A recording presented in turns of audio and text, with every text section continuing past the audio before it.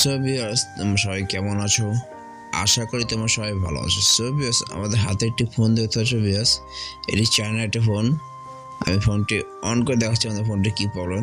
দেখতে পাচ্ছ ফোনটি অন করার সাথে সাথে আমাদের এরকম একটা লেখা এসে দাঁড়ায় থাকে, আমাদের এইরকম এটি লেখা এসে দাঁড়ায় থাকে। সো ভিউয়ার্স, এটাকে ফোনটির প্রবলেম যেটা হবে সেটা হ্যাং লাগা প্রবলেম, মানে এরকম স্ক্রিন এসে দাঁড়ায় থাকে আর অন হয় না। ঘন্টা পর ঘন্টা চলে যায় কিন্তু ফোনটা অন হয় না। সো ভিউয়ার্স, আমি সর্বপ্রথম তোমাকে যেটা করবো, আমাদের ফোনটির যে মডেলটি আছে সেটা চেক করে দেবো। সো ভিউয়ার্স, দেখতে পাচ্ছ আমি এখন ফোনটি ব্যাটারি রিমুভ করে তোমাকে মডেল দিয়ে চেক করে দিচ্ছি। আর ফোনটির যে প্রবলেম দেখতে পাচ্ছ এরকম লোগো এসে দাঁড়ায় থাকে। তো দেখতে পাচ্ছ ফোনটির মডেল, এটা হচ্ছে হটওয়াভ r10 ফোনটির মডেল। দেখতে পাচ্ছ হটওয়াভ r10 ফোনটির মডেল। তো আমি ব্যাটারি দিয়ে আবার তোমাদের ফোনটি অন করে চেক করে দেবো যে ফোনটির কি প্রবলেম। সবাই দেখতে পাচ্ছ ফোনটি অন হওয়ার সাথে সাথে স্ক্রিন লেখা এসে দেখা থাকে, অন হয় না, সম্পূর্ণভাবে অন হয় না। তো আমরা এটা কীভাবে ফিক্স করবো আজকে আমি তোমাকে স্টেপ বাই স্টেপ দেখিয়ে দেবো।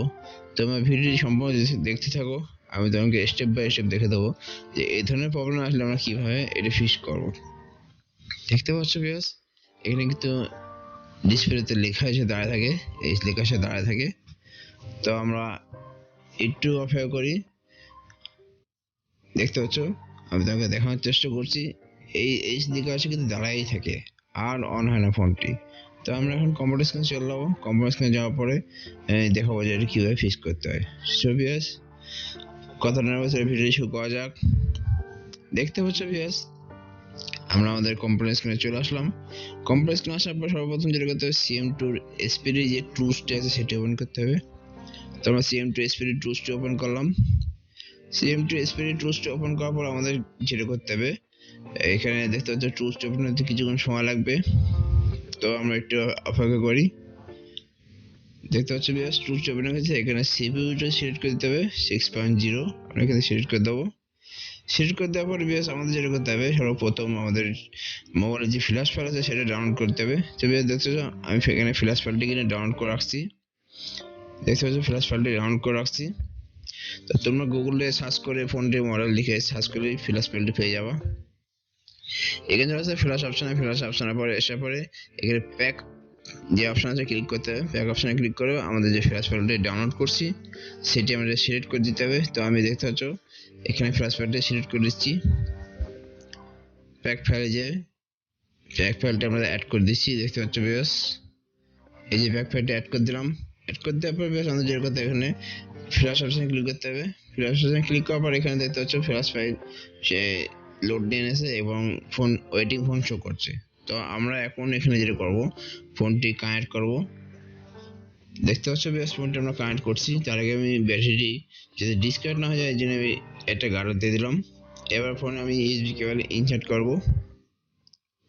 ইউএসবি কেবল ইনসার্ট করার পর দেখতে পাচ্ছ বিএস আমি এখানে আমাদের ফোনটি কিন্তু ফ্ল্যাশ নেওয়া শুরু হয়ে গেছে। দেখতে পাচ্ছ বিএস এখানে আমাদের বুট পাচ্ছে, ফোনটি বুট পেয়ে গেছে এবং বিএস ফ্ল্যাশ নেওয়া শুরু হয়ে গেছে। আমাদের ফোনটি কিন্তু এখন ফ্ল্যাশ নিচ্ছে। আমরা ফ্ল্যাশ ফাইল ডাউনলোড করছি গুগল থেকে। তোমরা চাইলে গুগল থেকে ফ্ল্যাশ ফাইল ডাউনলোড করতে পারো। ফোনটির মডেল লিখে উইদাউট পাসওয়ার্ড লিখে সার্চ করে তোমরা অনেক ফাইল হয়ে যাবে ফ্রিতে। আর যদি তোমরা ফ্ল্যাশ ফাইল ডাউনলোড করতে না পারো তো আমাকে কমেন্ট করো, আমি তোমাকে কমেন্টের মাধ্যমে তোমাদেরকে ফ্ল্যাশ ফাইলটা আমি প্রোভাইড করবো, দিয়ে দেবো। দেখতে হচ্ছে বিকজ ফোনটি আমাদের সম্পূর্ণ ফ্ল্যাশ হচ্ছে। তো আমরা এখানে একটু অপেক্ষা করবো। আমাদের ফোনটি ফ্ল্যাশ হতে বেশ কিছুক্ষণ সময় লাগবে, 4 থেকে 5 মিনিট লাগতে পারে। তো আমরা একটু অপেক্ষা করবো। ভিডিওটি তোমরা সম্পূর্ণ দেখতে থাকো, আমি তোমাকে স্টেপ দেখানোর চেষ্টা করছি যে কীভাবে আমরা ফোনটি ফ্ল্যাশ করলাম এবং কীভাবে যে প্রবলেমটি ছিল আমাদের হ্যাং লগো প্রবলেম, সেই হ্যাং লগো প্রবলেমটি আসলে ফিক্সড হয় কি না। সবে আমরা একটু ভয় করি।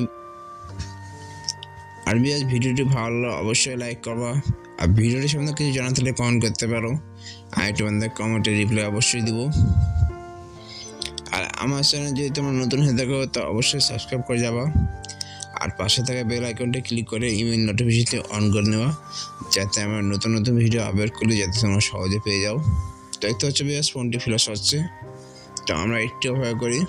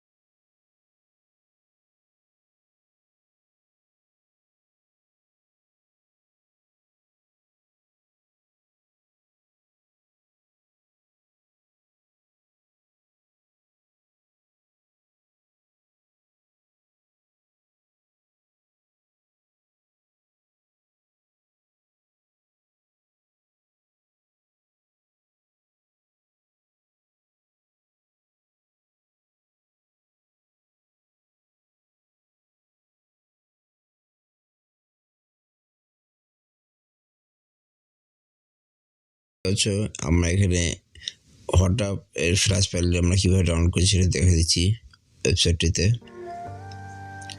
দেখতে হচ্ছে বেশ আমাদের ফোনটি কিন্তু ফ্ল্যাশ প্রায় শেষ, ঠিক আছে। দেখতে হচ্ছে বেশ 99% প্রায় ফ্ল্যাশ হয়ে গেছে আমাদের। আমরা একটু অপেক্ষা করবো। দেখতে হচ্ছে বেশ এখানে কিন্তু এবার বেশ ফরম্যাট সম্পূর্ণভাবে এখন আমাদের কমপ্লিট হয়ে গেছে। দেখতে হচ্ছে বেশ এবং বেশ যাচ্ছে অল ডান হয়ে গেছে। এখন ফোনটি কিন্তু অটোমেটিক অন হবে। তো আমি তোকে দেখানোর চেষ্টা করছি। দেখতে পাচ্ছ বিএস ফোনটি কিন্তু আমাদের এখন অটোমেটিকলি অন হবে। অন হওয়ার পর দেখবো যে বিএস আমাদের যে ফরওয়ার্ডটি ছিল সেটি ফিক্সড হয়েছে কিনা। দেখতে পাচ্ছ বিএস ফোনটি কিন্তু অন হয়ে গেছে। দেখতে পাচ্ছ স্ক্রিনে তাকাও, অটোমেটিকলি ফোনটি কিন্তু অন হয়ে গেছে। এখন আমরা যে দেখবো যে এই যে প্রবলেমটি ছিল হ্যাং লাগা প্রবলেম সেটা কি ফিক্সড হয়েছে কিনা। দেখতে হচ্ছে বিএস আমাদের কিন্তু হ্যাং লাগা প্রবলেমটি এই যে এবার কিন্তু হ্যাং লাগা প্রবলেমটি ফিক্সড হয়ে গেছে। ছবি দেখলে কত সহজে আমরা যে হটওয়াভ r10 এর যে প্রবলেমটি ছিল সেটা ফিক্স করলাম ফ্ল্যাশ করে। এখন কিন্তু আমাদের ফোনটি সম্পূর্ণভাবে রান হয়ে যাবে। আমরা যেহেতু সাউন্ড হয়েছে স্ক্রিনে, তার মানে আমাদের ফোনটি কিন্তু সম্পূর্ণ অন হবে আশা করা যায়। তো ভিডিওটি তোমরা সম্পূর্ণ দেখতে থাকো। আমরা দেখবো যে আমাদের প্রবলেমটি যে ছিল সেটা ফিক্সড হয়েছে কিনা। তো আমরা একটু অপেক্ষা করি। সেভাবে দেখতে পাচ্ছি আমরা ফ্ল্যাশ হওয়ার পরে কিছুক্ষণ ওয়েট করার পর দেখবো যে আমাদের যে সমস্যাটা ছিল সেই সমস্যাটা সমাধান হয়েছে কিনা। তো দেখতে পাচ্ছি ফাইনালি কিন্তু ফোনটি আমাদের সম্পূর্ণভাবে অন হয়ে গেছে। তো দেখলে কত সহজে আমরা যে হ্যাং লাগা প্রবলেমটা ছিল সেটি ফিক্স করলাম। সো এই ফোনটার যে প্রবলেমটি আছে আমাদের এই যে টাচে কাজ করে না। তো আশা করি বুঝলে কত সহজে কাজ করলাম।